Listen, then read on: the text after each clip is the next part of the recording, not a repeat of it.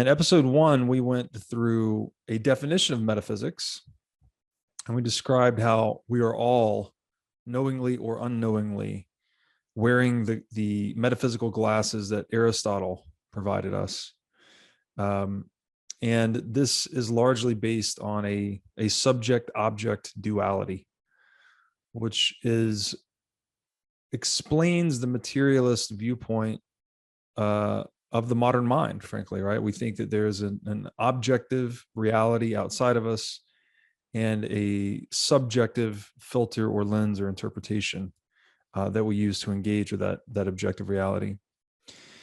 And when we take off these metaphysical glasses and we start to look at the world in a new way, we see that causation and substance are illusory.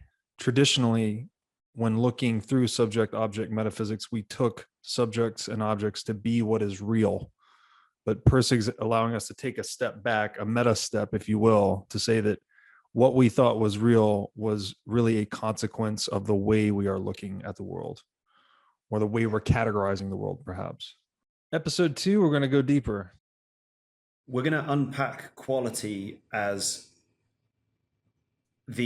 what Pirsig would describe as the sort of pre-intellectual reality. Yes. That it's the raw material from which we later derive subjects and objects. Pre-intellectual cutting edge of reality. That's what he's saying is fundamental here. So we must keep in mind that we're using language to describe that which is ineffable, which is beyond words. So this is why we keep asking you for patience. And to see this thing and describe it through language, that which is inherently beyond language, is quite the tricky task. Pirsig says, when you try to use thought to approach something that is prior to thought, your thinking does not carry you toward that something. It carries you away from it. To define something is to subordinate it to a tangle of intellectual relationships. And when you do that, you destroy real understanding. The central reality of mysticism, the reality that Phaedrus had called quality in his first book, is not a metaphysical chess piece. Quality doesn't have to be defined. You understand it without definition. Quality is a direct experience independent of and prior to intellectual abstractions. Quality is indivisible, undefinable, and unknowable in the sense that there is a knower and a known, but a metaphysics can be none of these things. A metaphysics must be divisible, definable, and knowable, or there isn't any metaphysics. Since a metaphysics is essentially a kind of dialectical definition, and since quality is essentially outside definition, this means that a metaphysics of quality is essentially a contradiction in terms, a logical absurdity. So that could be the name of the show, a logical absurdity.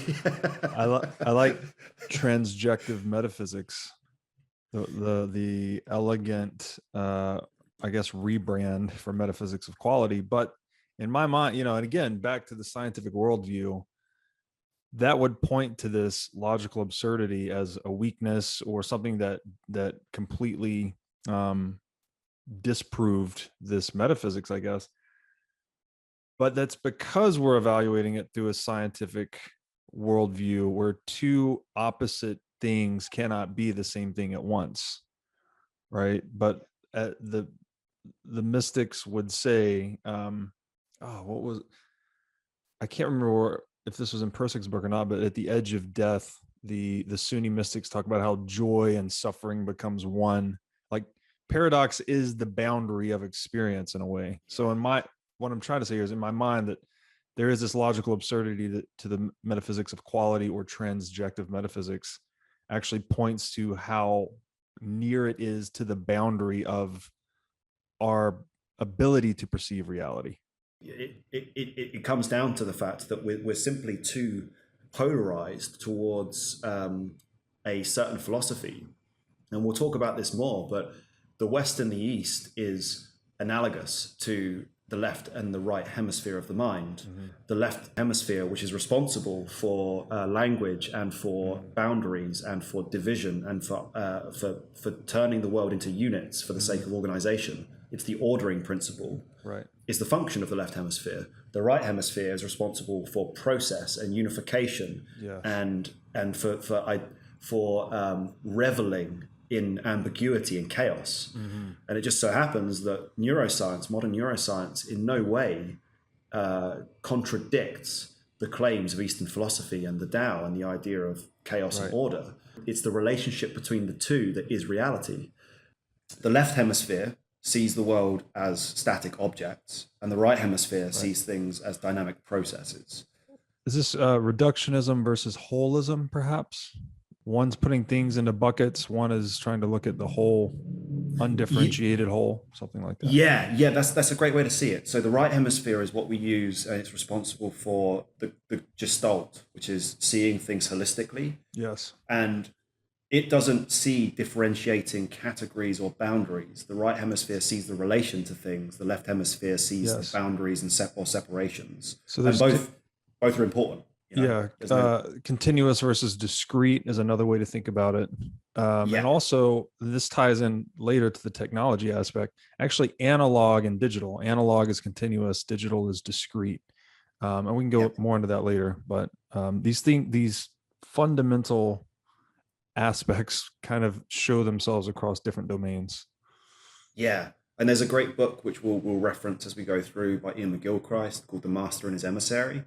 And his argument is, and this is, I think, very important in relation to Aristotle, is that Western civilization, its overall trajectory has been defined by the fact that we have a left hemispheric dominance within us, within our cognitive framework, because that is what Aristotle gave us. Our let's say our off-kilter move towards rationalism is effectively because of the weighting that Aristotle gave to the lexicon that we use and that we've progressed with since for 2,500 years. So Aristotle and this left hemispheric civilizational trajectory are interconnected. Yeah, we're overweighted to the reductionist side of the mind, so the empirical side of the mind, because we perceive object as more fundamental than subject, when in reality they're two sides of the same coin, so to speak. And McGilchrist even goes on to say that if there is an asymmetry of importance, it's the other way. It's actually the other way, which is that the right hemisphere is our sensory data is first processed and goes through the right hemisphere, where it then passes through the corpus callosum and is sent to the left hemisphere to effectively be consolidated and organized. Right. And then the left hemisphere then spits that consolidated data back to the right hemisphere for it to review. So the right hemisphere in the title of the book is the master, or should be the master, and the left hemisphere should be the emissary, which is effectively like an assistant. But what's actually happened now is that the right hemisphere in our age of empiricism and rationality has been degraded and kicked to the curb as if it's some sort of a dysfunctional, superstitious, hippy dippy. It's inverted. Yes, it's inverted. And I would, again, to point to where this ties into economic or socioeconomic systems, I think this is a contributor to treating people as means rather than ends, as we see in state behavior, right? We start to objectify actually dynamic processes, which are humans, rather than treating them as ends in themselves, a reciprocal relationship. Effectively, the statism or the totalitarian states that we've experienced in the 20th century are the phenomenon of the left hemisphere writ large, which is that the left hemisphere, which, speaking to what you just said, it categorizes people as things, static objects, assets to be manipulated, to be controlled, to be handled like data on a profit and loss sheet. So the left hemisphere, it traffics in control, in dominance, in hierarchies, manipulation, accumulation. It works in demands, in binary demands. It doesn't work in nuance. And it's responsible for the idea of commoditizing things, because it sees everything as a tool or an object for manipulation. And once it doesn't no longer has the if the left and the right hemisphere are like the sail and the keel on a boat, if the right hemisphere effectively is responsible for trying to keep everything balanced, you take that keel away, then the wind of the left hemisphere is going to capsize the whole society, which is what we see with totalitarian states. Yes. So this statism that we see, this bureaucratic overreach, is a manifestation of the left hemisphere's excess in the 20th century. A quote that he lays up in Zen and the Art of Motorcycle Maintenance, which is a precursor to Lila, he talks about effectively what we're talking about with glasses, but he uses the context of the system as a whole that we use. Mm-hmm. And he says, to tear down a factory or to revolt against the government or to avoid repair of a motorcycle because it is a system is to attack effects rather than causes. And as long as the attack is upon effects only, no change is possible. The true system, the real system, is our present construction of systematic thought itself, rationality itself. And if a factory is torn down, but the rationality which produced it is left standing, then that rationality will simply produce another factory. Again, pointing towards the importance of systematic change in our psychotechnological architecture. If I could invoke a modern analogy, it's we are self-engineering our own mental software in a way. We're really looking at the source code that we have inherited from ancient Greek philosophy and applying this perhaps patch that Pirsig has given us. Yeah.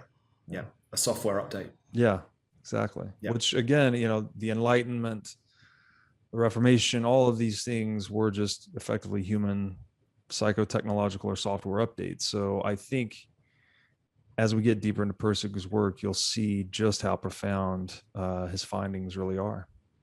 Yeah.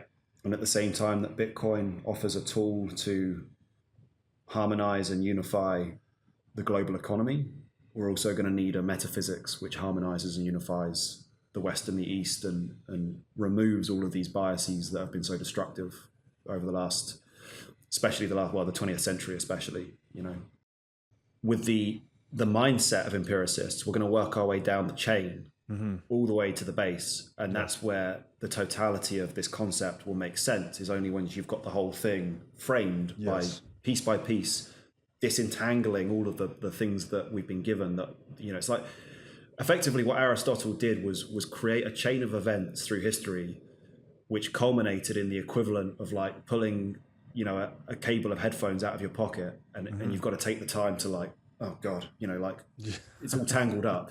And then once it's untangled, you go, oh yeah, it's all one string, Yeah. We're going to start talking about a metaphysics where everything is patterns. So in Pirsig's world, there isn't all these different, say, categories of, mind, matter, substance.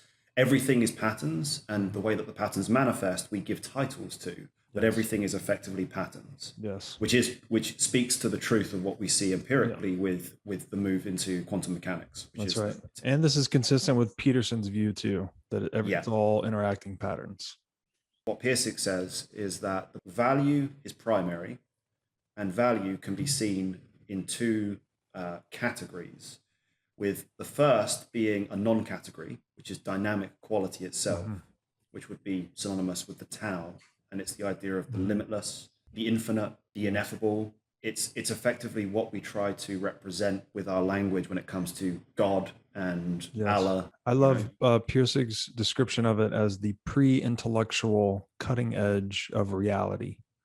So this is action itself, like what is. It's something that the moment you try to describe it, you're reducing it, and it's no longer what it is. Can only be experienced through pure awareness. It cannot be captured, it cannot be commoditized, and it cannot be contained.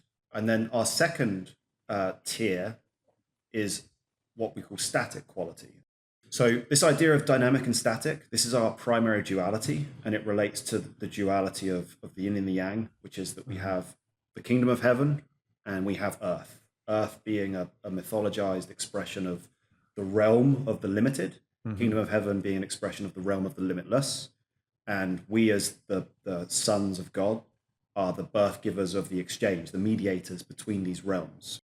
Pirsig says, static patterns of value are divided into 4 systems: inorganic patterns, biological patterns, social patterns, and intellectual patterns. They are exhaustive. That's all there are.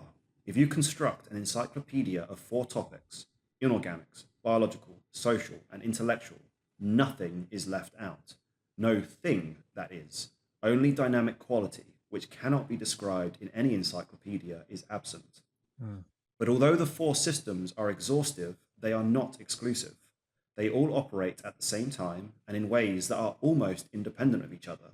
This classification of patterns is not very original, but the metaphysics of quality allows an assertion about them that is unusual. It says they are not continuous, they are discrete. They have very little to do with one another. Although each higher level is built on a lower one, it is not an extension of that lower level. Quite the contrary.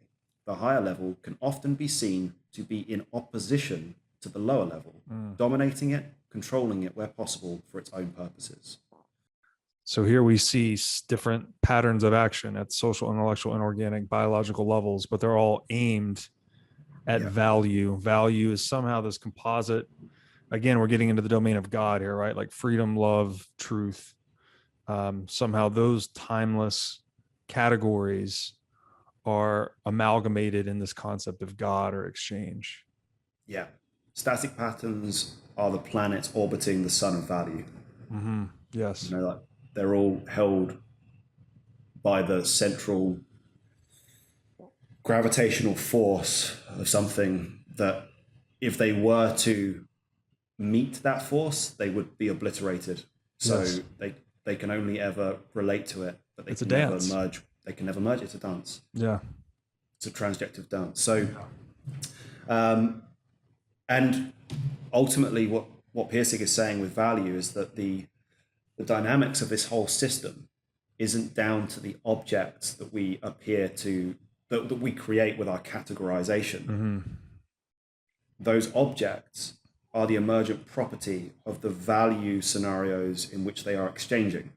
So to go to that idea of it's a dance, you literally cannot have the category that we would call dancer until after the action of the dance has taken place. And the dance floor. And the dance floor. And then going to what you said earlier, the agent in the arena don't exist until the value of the dance has actually manifested. And that's a transjective, not subjective, not objective. It's a transjective immediate action that retroactively we can then create intellectual categories for, such as subject and object. But the moment of reality was the action itself. The value of the act created the categories that we later call A and B. Yes. And so this is such a key point, that identity itself does not exist prior to action. Like the dancer is not a dancer until they are dancing, nor is the dance floor until it is being danced upon. It is the action that is generative to agent and arena. And so this is where we're actually, you've done a great job here of showing the blunt object of subject and object contained within these layers, but it is actually the relationship that is fundamental, right? That is this term we're using, transjective, something transcendent of or generative to subject and object, touching on this fundamental substrate of relationship that takes primacy above reductionalism, right? We think there are things that are related, but the inversion here is that there are relations that give rise to things. Yes. Yeah. And the relations, all relations are exchanges. Yes. Because it's the exchange of energy, it's the exchange of ideas, it's the exchange of emotion, it's the exchange of force. All of it is exchange, which is why gut or God in Sanskrit means exchange, to exchange, to barter. And sun being birth giver. Conscious beings are the mediating membrane between the kingdom of heaven, which cannot be attained, and earth, which is where we instantiate what we experience in our awareness of the sublime. And as we'll see, the conscious actors that are present in this realm that we call earth isn't just human, or maybe, if we're feeling generous, some advanced animals. Everything in the environment is an active participant the atoms, the cells, the organisms, everything is a tier of conscious awareness that has maintained a stability in itself over time. So we've got these four categories, so inorganic and biological and social and intellectual. Just keep in mind that when we use the word object, what we are actually doing is inappropriately summarizing with the glasses of Aristotle biological and inorganic patterns of value. So we are assigning a mechanistic, non-conscious attribute to the behaviors and qualities of inorganic patterns of value, which would be mass, physical entities, things, the world that operates before we can assign any sense of it having conscious autonomy, and biological, which is that we look at our body and we say that this is a causal, deterministic piece of meat, doesn't have any autonomy in terms of conscious value preference. It's just a mechanism. Yeah, so physics and Darwinism, perhaps, kind of in this objective domain of inorganic and biological. And then up above, social and intellectual is the subjective realm, where we've got the idea of the mind, which is social patterns of emotions, rituals, social culture, mythology, religion, morality, which is, as we'll find out, morality isn't inside of the social category.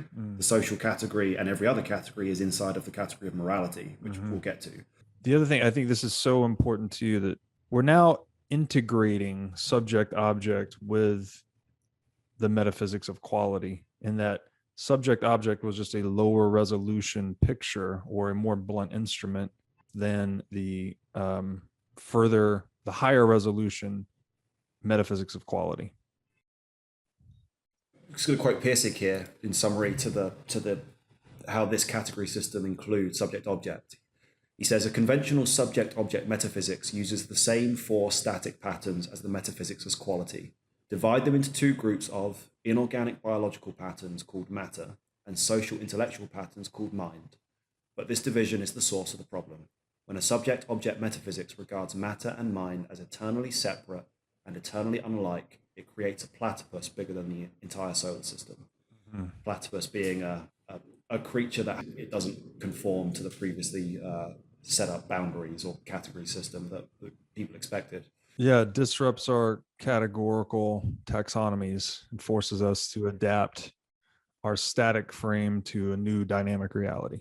Yeah. And it has to make this fatal division because it gives top position in its structure to subjects and objects.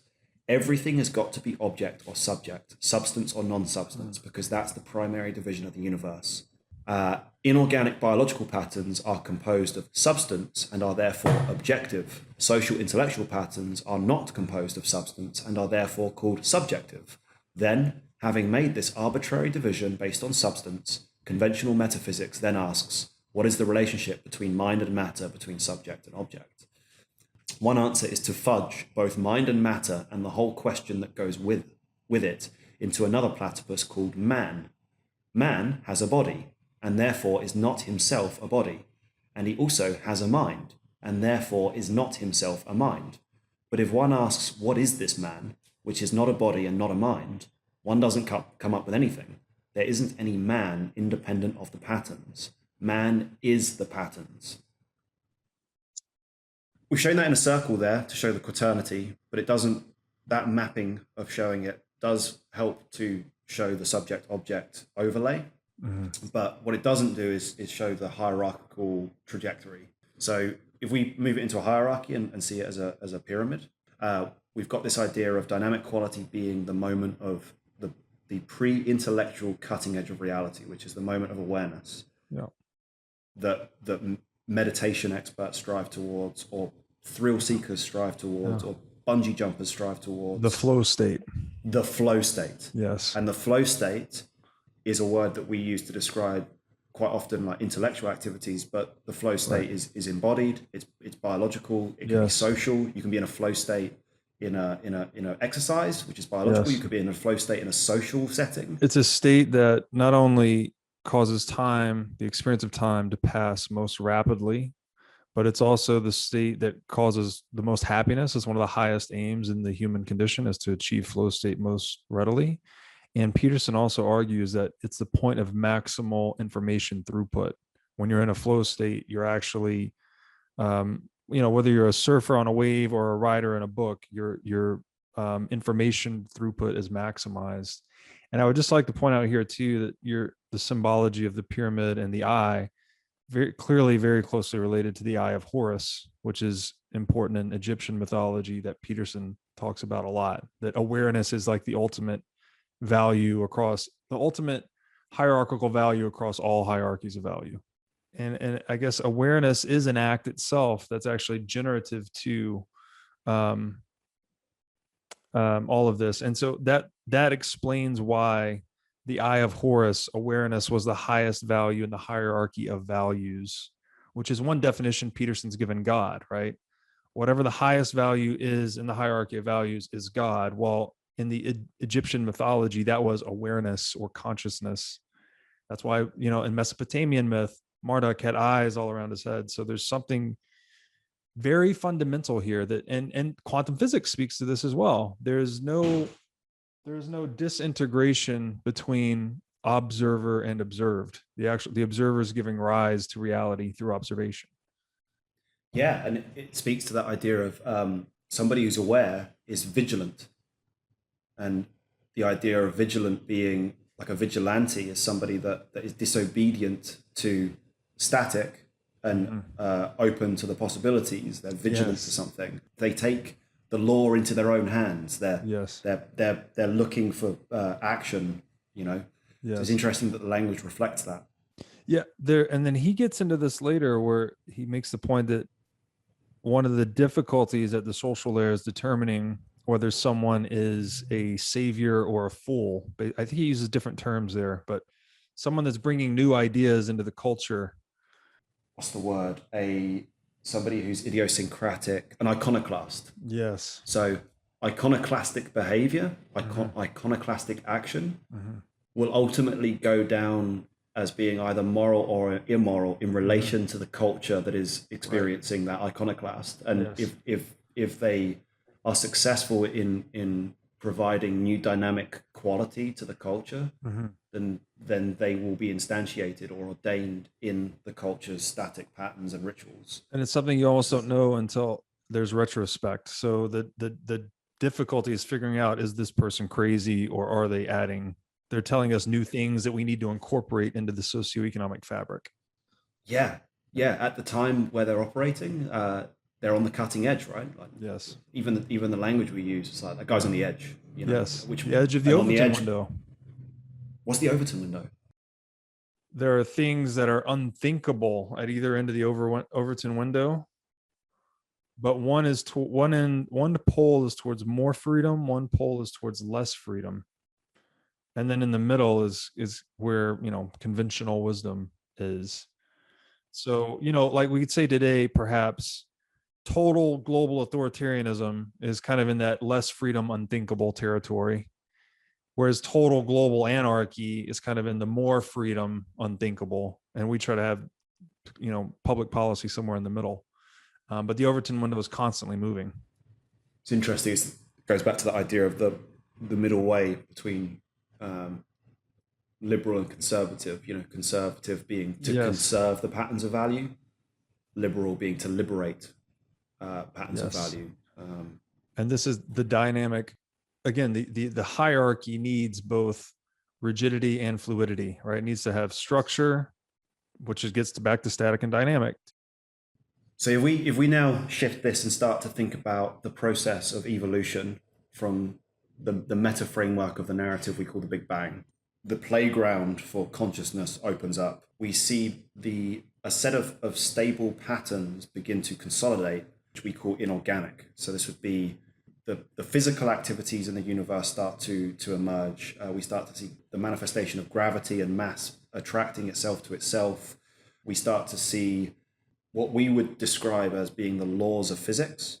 At the subatomic level, behavior of the atoms, which seemingly doesn't follow any laws, isn't because it's random. It's actually because it's making preferences at all times. Yes. The atoms themselves are making preferences that we don't have the ability to rationalize or understand, in the same way that a dog can't rationalize or understand our behavior when we read a book.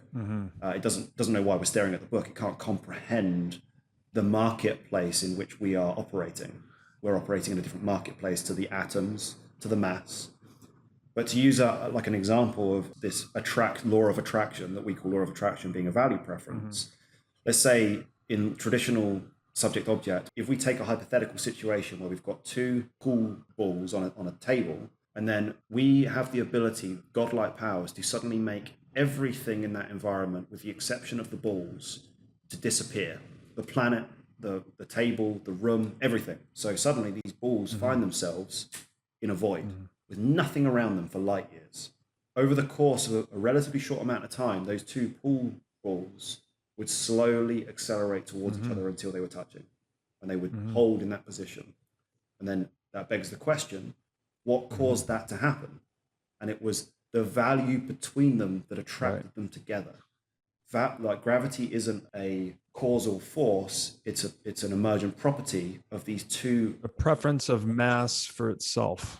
A preference of mass for itself. Yeah, and we're using this Newtonian clockwork view of the universe where everything is atomized. There's tiny billiard ball particles. This itself, by the way, is just a blunt instrument description of reality that quantum physics totally debunks, but it's useful here.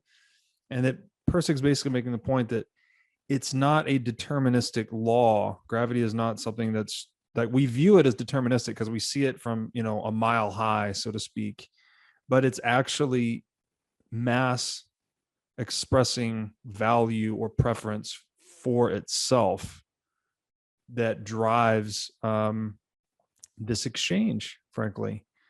And, we can root that in that, gravity, we'll see this through the other layers, but gravity is something that's so fundamental to our understanding of reality, right? It's like, actually, we have not yet reconciled gravity with quantum mechanics. That's kind of the big outstanding debate in physics, but it's this idea of preference driving exchange, driving change, that's really fundamental to this metaphysics of value versus something that's just subject object deterministic clockwork universe. If we put that in the context of economics, we've just described two binary states. In the first situation on the table, the balls valued the table more than each other. But in the absence of any surrounding market options, the balls valued each other. Right. That's right. So what we're actually seeing, what we actually toggled there, the variable that we changed, is the market options available to the balls. The other point here that I'd just like to insert for an understanding of Austrian economics is they distinguish between action, which is purposeful, and behavior, which is reflexive. So anytime you go to the store to buy something, you have a purpose, right? You have something in mind, you're expressing a value, versus if the doctor taps your knee with a little hammer and your leg kicks out, this is just a behavior. And through subject object metaphysics, we have assigned deterministic behavior to the biological and inorganic patterns, whereas we have assigned purpose-driven action to the biological and social layers. Pirsig's making the argument, I think, that purpose actually permeates all the way down, right? There is actually no behavior. It's all action, all the way down to the inorganic layer. Yep. It's all action. It's all a marketplace. Yep. It's all expressions of preferences. Yes. The only thing that stops us from seeing that is let's say the human hubris of relegating everything that's not in human form down to something which has no conscious autonomy. Yes, it's a bit arrogant of us to assume that only we can have purpose. And Pirsig's saying that no, it's universal. Yeah, and what we call the laws is the emergent property of a massive consensus model of individual actors, which are waveforms, or would be best described as waveforms because they're continuous, because even saying actors is left hemispheric categorization. What we're actually seeing is fields of action. Yes, exactly. And the fields of action which are stable enough long enough for us to identify and categorize them. Yes. And therefore create out of that stable field of value a isolated object that we can give a title to. Yes. To usefully categorize them based on the stability of interactions. Absolutely. And just one last thing is this all squares or reconciles with quantum physics, right? Quantum physics tells us this exact thing. It's all field. There are no particles. There are no billiard balls. Even though we're using this map, it's all field interactions. It's all patterns on top of patterns. Yeah. But we see balls because of the glasses that we're wearing. Yes. Our perspectival psychotechnology. It's a useful fiction, which we see percolate up throughout human interaction, this idea of useful fictions. Yeah, and actually that's a really interesting thing to add to the discussion between Peterson and Harris, is that Harris is that while he's accusing Peterson of respecting fictions in morality and religion as being superstition, he's seemingly unaware of the fact that his description of physics and his description of the universe at the objective level is a useful fiction. So he's actually, what's that word? People in glass houses shouldn't throw stones. Yeah. So there you go. The objectivity itself is a useful fiction. Harris fails to realize that. Yeah. So from the inorganic patterns of value, once they become stable enough, once there's a stability, we have, and to use the parlance of what we spoke about in episode 1, we have a phase transition, which is that the inorganic stable patterns of value create the conditions that are required for an evolutionary step up into a new, for us, new category of market participant. They bear fruit, something like that. They bear fruit. And from the soil of the inorganic patterns of value, there is a stable enough set of conditions for dynamic quality to phase shift and invoke a new set of characteristics in the marketplace of reality, which is that we move towards biological patterns of value. And this is where we have words to describe all these things: cells, organisms, viruses, bacteria. Suddenly we get the basic building blocks of biological life, which is effectively the coalescence of patterns of value at the inorganic level, turning into seemingly more conscious, autonomous organisms. The biological entities start to realize that they have more potential as a collective for higher levels of dynamic freedom if they actively move towards interdependence, market dynamics. Yes. It's not like suddenly consciousness turned on, it's morphing. Consciousness was there the whole time. And this is the division of labor, by the way, right? Like they can create more freedom individually by working together. Some symbiotic relationship emerges and it outcompetes all other relationships. Social emerges. Yeah. So the biological patterns of value find themselves operating within social patterns of value for mutual pursuit of freedom, resources, for child rearing, for feeding. And then over time, like Peterson talks about with the wolves in the wolf pack, they have these rituals which are a priori, like the wolves don't discuss the hierarchy of the pack. They enact it, they act it out. And then it is across the course of this social evolution where the social patterns of value stabilize to such a sufficient degree that we suddenly have in excess all this freedom for further play and further exploration and further discovery of dynamic quality, that on top of that stable pattern of values that we call society or culture or civilization, the emergence of a new phase transition takes place. And in each of these phase transitions, it's worth keeping in mind that they all have different experiential recurrencies, different emotional experiential realities that these fields of stable patterns create for the conscious being. Right. At the social level, it would be the serotonin or the oxytocin of reciprocal relations with another biological organism. Yes. And then at the intellectual level, you traffic in the satisfaction of elegant ideas. Yes. So each of these tiers has different currencies of truth. Yes. And there's prohibitions placed by higher layers on lower layers, right? That's a key point too. And that The social layer involves biological prohibitions, right? We wear clothes, we don't, there's a dating ritual. And then even the intellectual level, we organize our societies around these higher ideas, freedom, truth, virtue, etc. One of the things that that is often talked about in the idea of the theory of evolution is what's the teleological goal? As in, like, what exactly are we moving towards? What Pirsig says is that that's the wrong question. What people haven't asked is, what are we moving away from? And what we're actually moving away from is the static patterns of value that came before us, which not only set up the conditions for our life, but also sets up the constraints for future life. Yes. So in some sense, the lower levels, the lower patterns of static value are like parents, which is that they first bring you into the world, but at some point you have to disobey them to create your own world. Yes. And that's effectively what's happening in the chain of life. Yes. We are reliant upon inorganic patterns of value for the stability of the world, but that doesn't mean that we want them to constrain our freedom. Yeah, so the constraints that entrain us for future freedom. Yes. So So let's say that they are a part of the difficulty adjustment process, which is exactly. They set up the preconditions for us to pursue higher levels of freedom, and that higher level of freedom is a moral enterprise. Yes. It's all a moral enterprise. This entire chain that we're describing is the moral marketplace. Everything is conscious.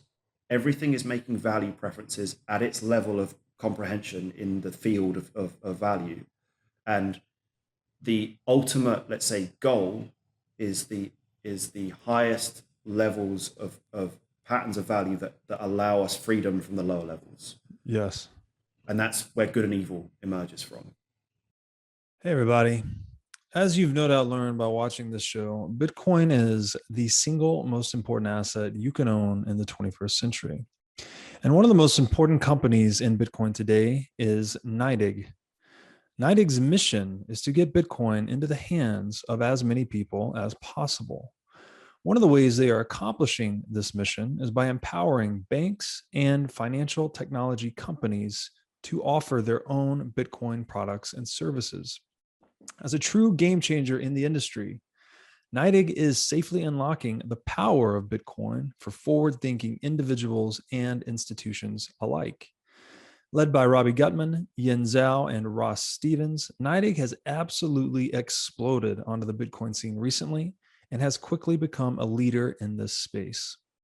So, whether you are a professional investor looking for asset management services, or a company looking to white label your own Bitcoin product or service, consider NYDIG your single source solution for everything Bitcoin.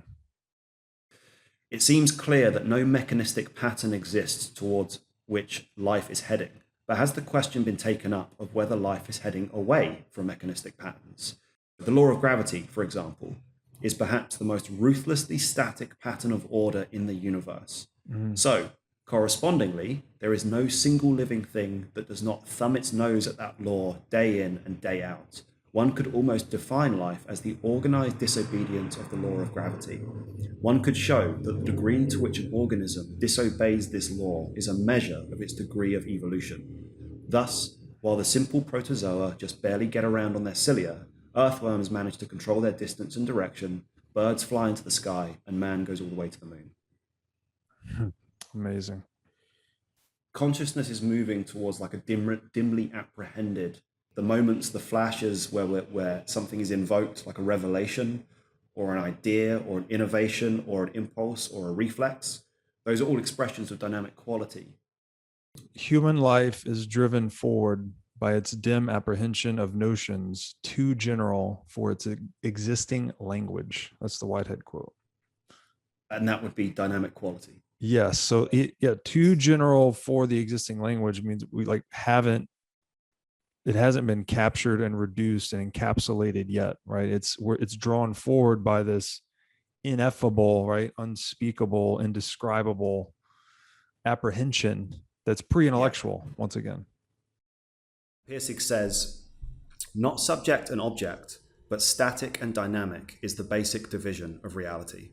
When Alfred North Whitehead wrote, that mankind is driven forward by dim apprehensions of things too obscure for its existing language, he was writing about dynamic quality. Dynamic quality is the pre-intellectual cutting edge of reality, the source of all things, completely simple and always new. It contains no pattern of fixed rewards and punishments. Its only perceived good is freedom, and its only perceived evil is static quality itself. Any pattern of one-sided, fixed values that tries to contain and kill the ongoing free force of life. I just want to point out here that the terms value and quality, we use these almost interchangeably throughout the series. So when we're talking about metaphysics of quality, I think you could almost equally say metaphysics of value. But, again, in the Austrian tradition, they define essentially value as that toward which all action is aimed. And then Pirsig has this great quote on quality that I think you could read for us. Yeah. So quality is just the focal point around which a lot of intellectual furniture is getting rearranged. Just so good. So, there's some, again, pre-intellectual animating force or impetus underlying everything, and then we intellectualize it after the fact. Yeah. And one other feature which I think is worth mentioning, just because we use the example of you cross the room because it's more valuable to cross the room than not. At any given point, you as a conscious being are a kingdom of competing value systems, because you are comprised of all of the evolutionary impulses, which Pirsig would call static patterns of value. You're at the cutting edge as the sum total of all these underlying patterns that have been continuing their own existence by surviving the evolutionary process. And you are merely the conscious deliberator that's acting upon all of those impulses that make you up. Absolutely. Yeah. What calls to mind here is that as human beings, we're mediating these multiple layers, right? We are in kind of a monetary reference, a medium of exchange between these different layers. You could say that consciousness itself is the universe engaged in self-reflection of some kind, because you are constituted of all these layers: the inorganic, the biological, the social, the intellectual. So Pirsig says that with regards to the idea of everyone knows what quality is. Quality is a lived experience in the moment that it happens, before you have titles for it. And he says, any person of any philosophic persuasion who sits on a hot stove will verify without any intellectual argument whatsoever that he is in an undeniably low quality situation, that the value of his predicament is negative. This low quality is not just a vague, woolly-headed, crypto-religious, metaphysical abstraction. It is an experience. It is not a judgment about an experience. It is not a description of experience. The value itself is an experience. As such, it is completely predictable. It is verifiable by anyone who cares to do so. It is reproducible. Of all experience, it is the least ambiguous, least mistakable there is. Later, the person may generate some oaths to describe this low value, but the value will always come first, the oaths second. Without the primary low valuation, the secondary oaths will not follow. It's amazing. This echoes what Peterson talks about that ultimately the one thing you can't deny is pain. Yes, the inarguable basis of reality. And what he's effectively paraphrasing there is saying the inarguable reality, the empirically reproducible and you can't debate it, is when you're in agony. That's when you are touching value in its purest form.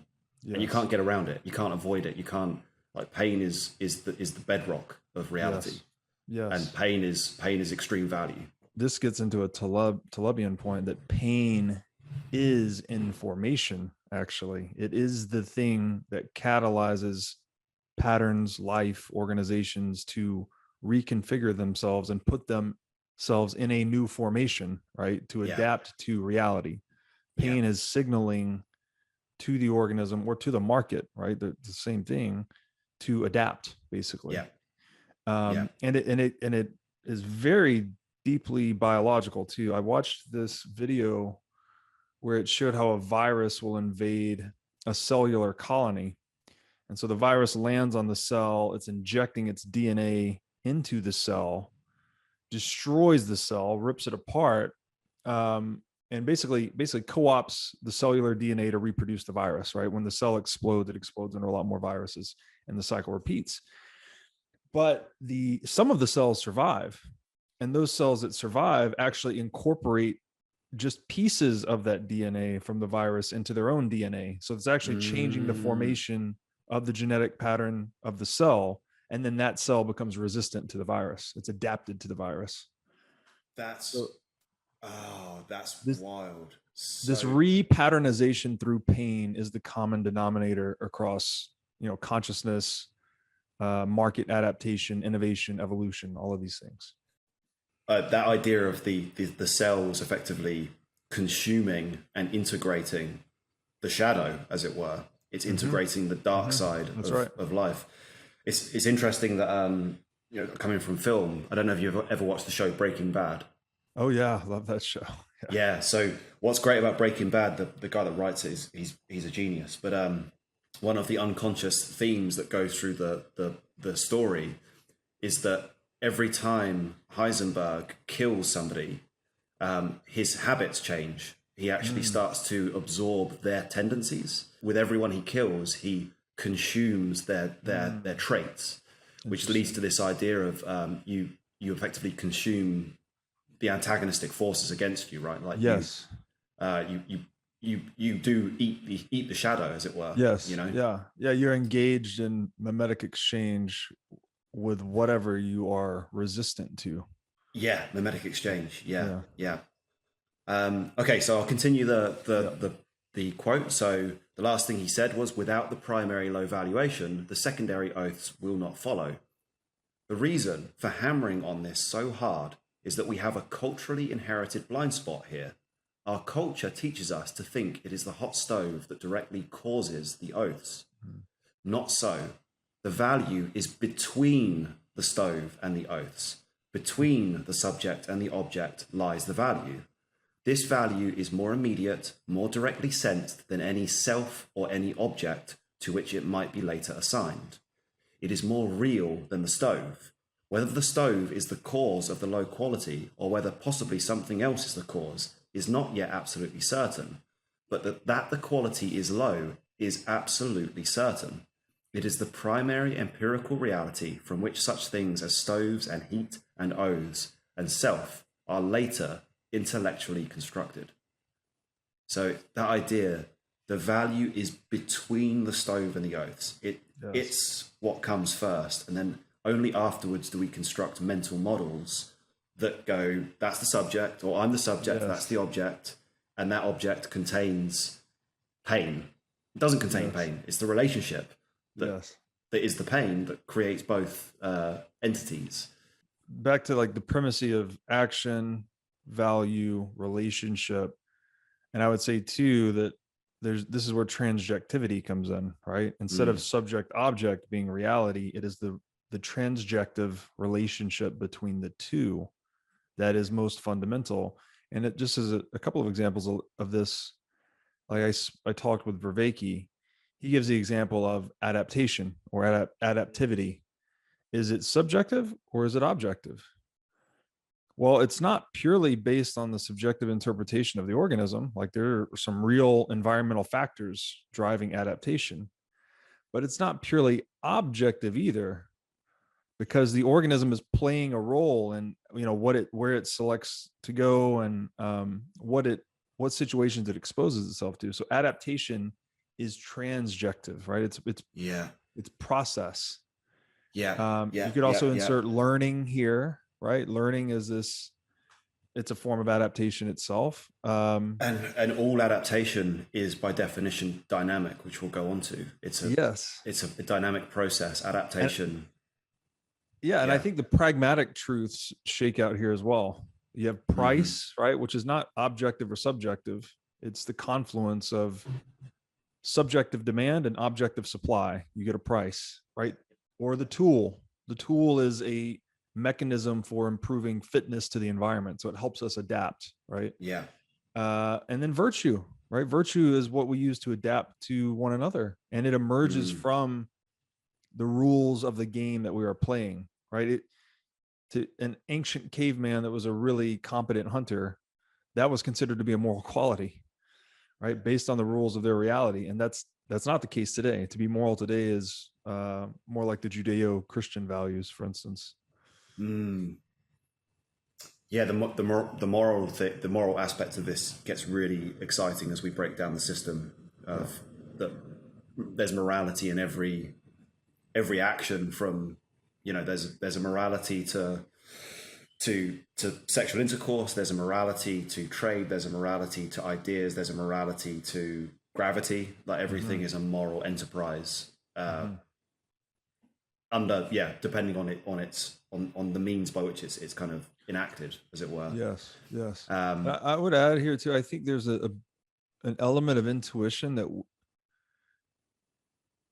if you've had reached a certain level of experience in life, like the older you get, I think you put more value and emphasis on family, friend relationships, you come to see that relationships are more important than things. And I think this itself is a intuitive human understanding that relationship is primary. Yeah. Right. Like as we mature, we come to realize that more. Whereas if you're young, you may be much more, and maybe this has to do with the metaphysical lens we're wearing, but you tend to be much more in pursuit of objects, let's say. Yeah, it's interesting that in the subject-object world that we live in, with such a heavy dependency on objective things, and even the way that the state has been operating under COVID, everything about it is about destroying relationships. Not to trust your family members, not to trust anyone but the state. Divide and conquer. So that, the relationships definitely seem to be the target. Dynamic relationships replaced with static, things. Yes.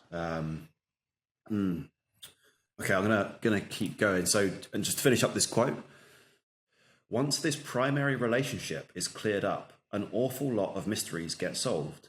The reason values seem so woolly-headed to empiricists is that empiricists keep trying to assign them to subjects or objects. You can't do it. You get all mixed up because values don't belong to either group. They are a separate category all to their own.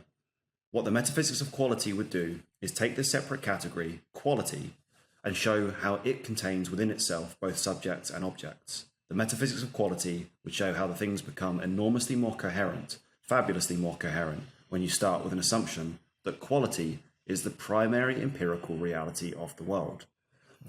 So I'm going to steam straight in to how this new principle that Pirsig is working upon, which is that value is primary. On the surface, it starts to appear that means that there's a contention between, let's say, scientific empiricism and the woolly-headed, value-driven metaphysics that Pirsig is describing. And it's actually the opposite, because as Pirsig will describe here, this is actually, what would be the right word? This is a judo move against empiricists in some sense, because what Pirsig goes on to say here in the next quote is that value is actually the most important component of empiricism that empiricists haven't recognized. When it is seen that value is the front edge of experience, there is no problem for empiricists here. It simply restates the empiricist's belief that experience is the starting point of all reality. The only problem is for a subject-object metaphysics that calls itself empiricism. This may sound as though the purpose of the metaphysics of quality is to trash all subject-object thought, but that's not true. Unlike subject-object metaphysics, the metaphysics of quality does not insist on a single exclusive truth. If subjects and objects are held to be the ultimate reality, then we're permitted only one construction of things, that which corresponds to the objective worlds, and all other constructions are unreal. But if quality or excellence, and we'll explain that, we'll go into that in depth later, is seen as the ultimate reality, then it becomes possible for more than one set of truths to exist. Then one doesn't seek the absolute quote-unquote truth. One seeks instead the highest quality intellectual explanation of things, with the knowledge that if the past is any guide to the future, this explanation must be taken provisionally, as useful until something better comes along. One can then examine intellectual realities the same way he examines a painting in an art gallery, not with an effort to find out which one is the real quote-unquote painting, but simply to enjoy and keep those that are of value. There are many sets of intellectual reality in existence, and we can perceive some to have more quality than others, but that we do so is, in part, the result of our history and the current patterns of value. So we're going to talk at length about the significance of the concept of excellence as we delve into the metaphysics of quality. But for Pirsig, value, quality, and excellence are kind of interchangeable in some sense. We'll have to talk about that, as we go in. We'll expand upon it. But effectively, the idea is that, as he said earlier, the scientific method cannot be used. It will produce an ever-receding horizon when it comes to the pursuit of quote-unquote truth. Mm-hmm. So the only means that you have to measure or to evaluate an idea or anything is to value it based upon how excellent it is in the purpose that it serves. So, for example, the general theory of relativity is not a true theory. It's an excellent theory. Right. And there is a difference. It has a value to it, but it is not an eternal capital T truth. Mm-hmm. And once you accept that the scientific method, by definition, cannot be the gatekeeper of truth, it is not possible in its nature. Once you drop that whole impossible paradox, then you start to move towards, well, what explains, what is an explanatory instrument that gives us the most value? And then you start to say, well, this is an excellent theory. Instead of saying this is the absolute true theory, you say this is a theory of excellent value. And then suddenly you jump out of the world of black and white objectivity, which is where people are searching for an eternal truth when it's not possible. It literally isn't possible. And that it's such a head fuck. But the scientific method itself cannot find the absolute truth. It's impossible. So with that in mind, you have to start changing the way you see the world, Yes. And there's the deep quote by McKenna that all language is a lie, right? We're using useful fictions to point towards truth. And perhaps, this is maybe a speculation, but we see fractal geometry throughout nature. So I think truth perhaps as well is fractal, right? Maybe there is a capital T ineffable truth, singular God that we cannot identify with language or logic or symbol, but it becomes reflected in reality as these pragmatic truths that must be continually discovered, like you said, like an excellent theory or an excellent tool, and these are typically there's a relationship here to resolution as well, right? Where like Newtonian physics still makes sense. It's still a useful theory, but it's a lower resolution than Einsteinian general and special relativity, which is a lower resolution of quantum, right? So and I think the utility of these, or the excellence of these tools or theories, it seems like the ones that are charged with optimal transjectivity, or maybe we could say fitness, right? Like what tool is most useful for the job? That is what's closest to the cutting edge of reality, right? The pre-intellectual cutting edge of reality. And so all these words become very interconnected. We've got value, excellence, and then another really important one, which will root the connection between these later, worth, to be worthy, to be worthwhile. I think those words, they speak across these domains, right? Of like, how much is a tool worth?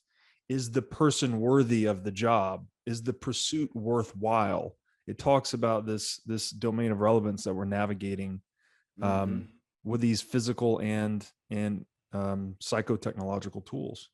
Yeah.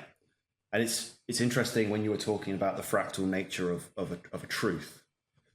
That is the fundamental function of an archetypal myth, is that contained within its structure is a seed of truth, yes, which is applicable at multiple layers of reality. Yes. So it's applicable in multiple scenarios. So it's got a polysemic utility that you can use it in various resolutions of life. And it is coded in what seems like poetic superstition, blah, blah, blah. But if you exclude let's say, the excessive atheistic scientific nitpicking, and you extract from it simply the moral, the excellence, the moral excellence which is contained within it, and you deploy it in your life, then you will have a more worthy life. Yes. So it increases the worth of your experience by employing it, much like a tool. An archetypal myth is a very excellent tool. Yes. You know, and a whole religion would be an ecology of these tools we've pulled together and discovered over time. The other key point to the myth is that it is maximally relatable, right? The low-minded individual can understand it as easily as the high-minded individual, and across multiple levels. And to your point, it's a tool in the sense that it maximizes data compression too. You can take all of these lessons across the grandest patterns of human history and crystallize it into a parable like Cain and Abel, right? Yeah, the data compression is such an important component, because it's compressed in such a way that it's got the smallest amount of data, but it's also formatted in such a way that the maximal amount of market participants can receive, decompress, understand, and integrate it. Yeah, it's incredible. It's encrypted in a way, right? Encrypted in a way to, I guess, also to maximize its longevity, right? When you narrativize these morals, they stick much better in our neural architecture. Yeah. They're salient, high salience. Yes, high salience, exactly. And this segues in, so I'm going to continue the quote. This segues in nicely to Pirsig using an analogy. So we use mythology there, but Pirsig says, or using another analogy, saying that a metaphysics of quality is false and that a subject-object metaphysics is true is like saying that rectangular coordinates are true and polar coordinates are false. A map with the North Pole at the center is confusing at first, but it's every bit as correct as a Mercator map. In the Arctic, it's the only map to have.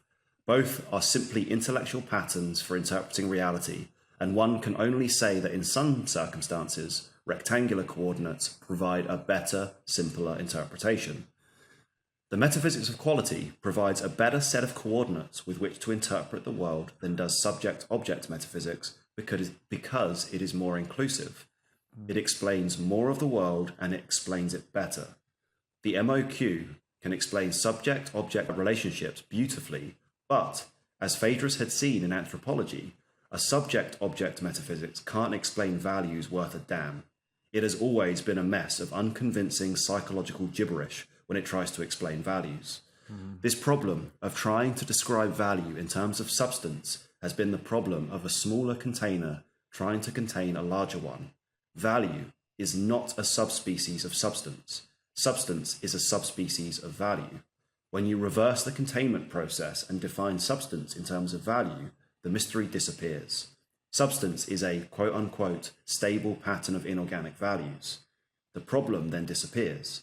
The world of objects and the world of values is unified. It's beautiful. I mean, it's like makes my hair stand on end. Like, I've read this book like 8 times. That's exactly what I was just thinking. I've read this passage probably a dozen times and I get chill bumps still. Yeah. He's just, it's connecting so many dots, man. It is. Yes. And It's all of just, these things we're describing, where there's like an intuition or a mythology or some narrative architecture that we've just disregarded historically as some subjective gibberish, all of a sudden is empirically, in a way, given primacy through yeah, this, empirically or rationally even. It's yeah. he's making such a strong first principles argument for the fundamentalism of value. It blows me away. This quote here talks about what happens to free will once you operate within the paradigm of metaphysics of quality rather than subject object. Pirsig says, in the metaphysics of quality, this dilemma of free will from substance doesn't come up. To the extent that one's behavior is controlled by static patterns of quality, it is without choice. But to the extent that one follows dynamic quality, which is undefinable, one's behavior is free. The metaphysics of quality has much more to say about ethics, however, than simple resolution of the free will versus determinism controversy. The metaphysics of quality says that if moral judgments are essentially assertions of value, and if value is the fundamental ground stuff of the world, then moral judgments are the fundamental ground stuff of the world. It says that even at the most fundamental level of the universe, static patterns of value and moral judgment are identical. The laws of nature are moral laws. Of course, it sounds peculiar at first and awkward and unnecessary to say that hydrogen and oxygen form water because it is moral to do so. But it is no less peculiar than to say a person goes to the movies because cause and effect forces of the cosmos force them to do so. In the past, logic has been that if humans are composed exclusively of atoms, and if atoms follow only the law of cause and effect, then people must follow the laws of cause and effect too. But this logic can be applied in the reverse direction. We can just as easily deduce the morality of atoms from the observation that people are moral. If people exercise choice, and people are composed exclusively of atoms, then it follows atoms must exercise choice too. The difference between these points of view is philosophic, not scientific. The questions of whether an electron does a certain thing because it has to or because it wants to is completely irrelevant to the data of what the electron does. So what Phaedrus was saying was that not just life, but everything is an ethical activity. It is nothing else. When inorganic patterns of reality create life, the metaphysics of quality postulates that they've done so because it's quote unquote better. And this definition of betterness, this beginning response to dynamic quality, is an elementary unit of ethics upon which all right and wrong can be based. It's amazing, honestly. I just to point out something at the beginning of that excerpt. He says that to the extent that one's behavior is controlled by static patterns of quality, it is without choice. But to the extent that one follows dynamic quality, which is undefinable, one's behavior is free. This is the delta between totalitarianism and the entrepreneurship. This is why statism and entrepreneurship are antithetical to one another. The state says you will abide, your behavior and your actions will follow this template we have set out for you. You do not have choice, right? And I'm not saying this is black or white. We could quantify this with the rate of taxation, actually. If you're under a 100% tax regime, you are a slave. You have no free choice. You are following a static pattern set upon you.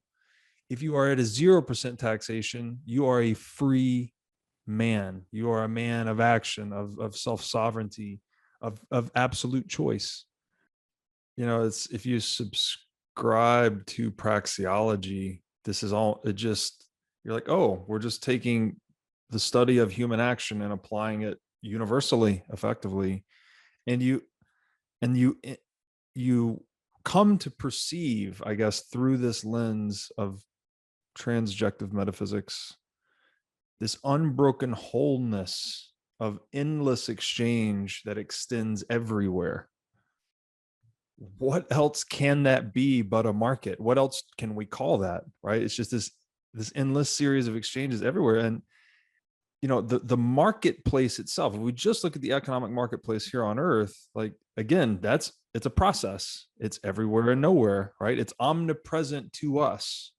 It's omniscient to us, in that it contains all of our collective knowledge. It is humanity's treasury of knowledge. It's contained in the marketplace.